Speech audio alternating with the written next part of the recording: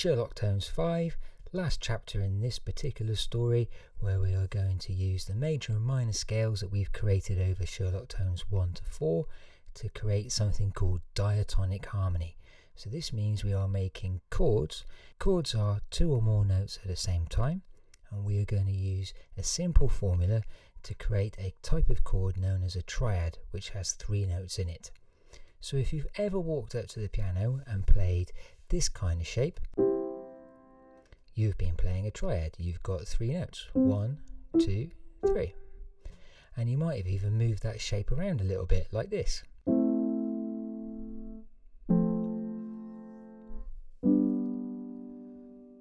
You may even have tempted my wrath by playing a piece of music which sounds like this, which is exactly those shapes, but being split up into what we call broken chords.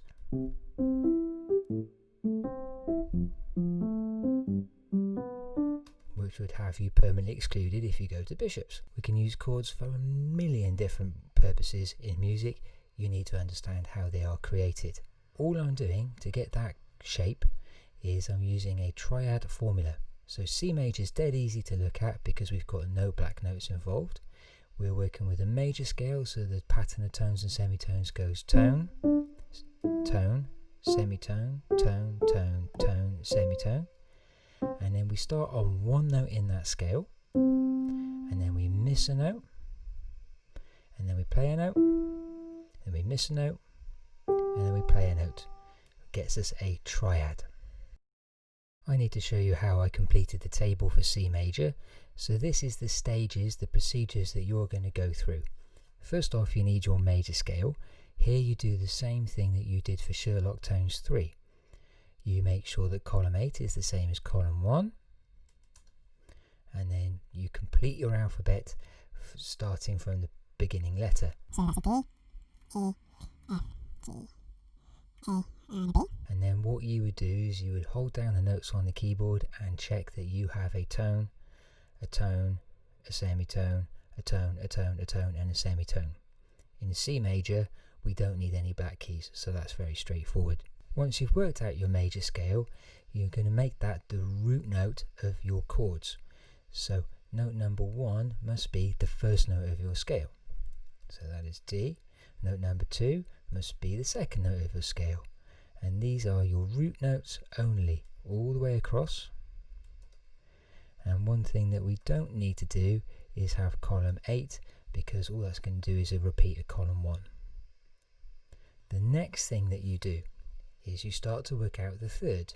So let's do that for C. At this point we ignore the numbers along the bottom, so we count 1, 2, 3. If you like to do it play 1, miss 1, play 1, you can. And that goes there. Now we're going to do the 5th. So we got to E, we'll play 1, miss 1, play 1, miss 1, play 1. And then that will get you a G there. We call those stacks of thirds because it's 1, 2, 3, 1, 2, 3. We call it the root because it's the bottom of the chord anchoring the chord in place. We call it the third because it's the third note above it, and we call this the 5th because it's the 5th note above the root. I'm not going to show you these ones here. I'm going to go a little bit further along because we're going to run out of scale to count.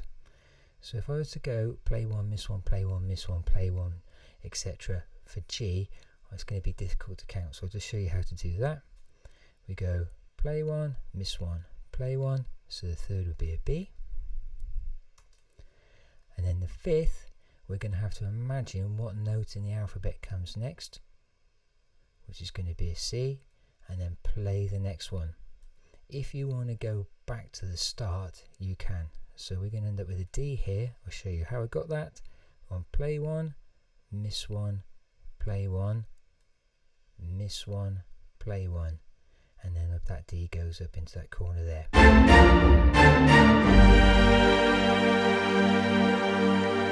What happens then if we want to use a different root note then? Say for example D. We work out the major scale using tone, tone, semitone, tone, tone, tone, semitone. Now if we're still using the same formula of play one, miss one, play one, miss one, we're going to end up with decent sounding triads, these 3-note chords. Here is the cheesy example.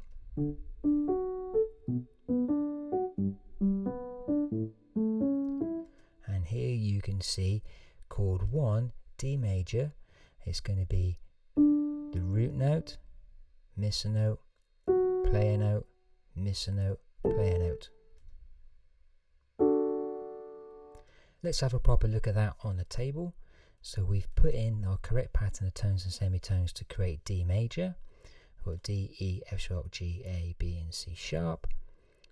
What we would do then to create the third for chord 1 is we go 1, 2, 3, F sharp, and then we go another 3 notes up from there, 1, 2, 3, and get the A.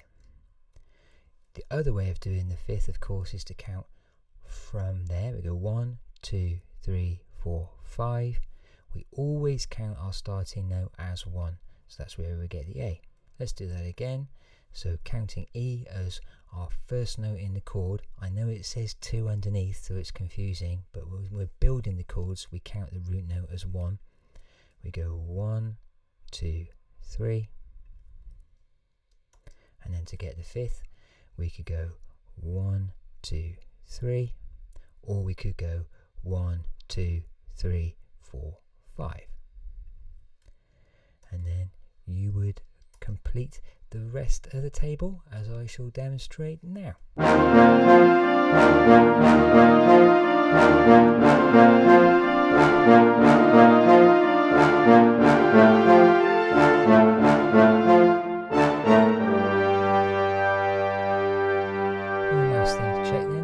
Is that how this works with minor scales? First off, you're going to use harmonic minor scales because we are working out harmony.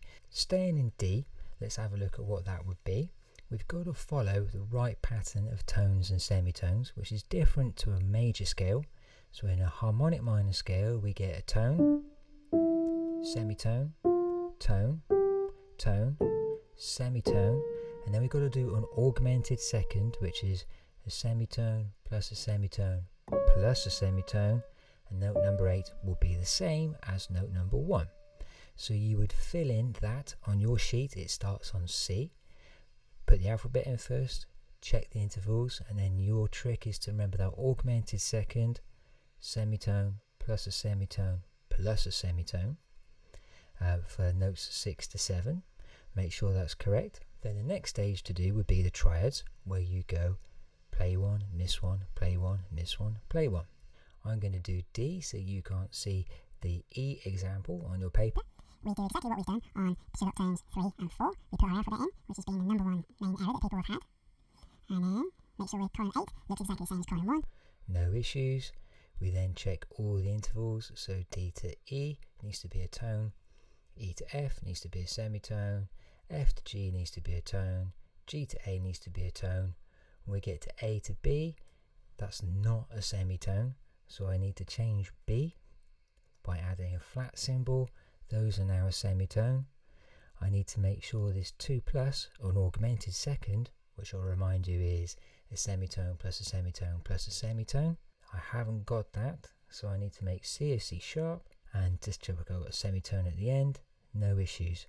So that's part 1. Complete your harmonic minor. Just watch out for that augmented second. Next stage then is to put those scales into the root notes, so they're forming the bottom of your triads, and you can see that I've done that there for you already.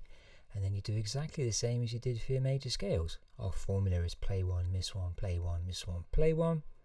So we're going to need play 1, miss 1, play 1, an F, and then we're going to need the fifth. So we're going to go play 1, miss 1, play 1. It's an A. If you like to count it, because some people's brains work slightly differently, we get 1, 2, 3, 4, 5. Just a reminder that if we get to these parts over here where we start running out of a scale, let's do this one here. B flat would be play 1, miss 1, go back to the start, play 1, miss 1, play 1, and then we get an F. So your minor scale table, the way you stack the triads, works exactly the same as it does for the major scales.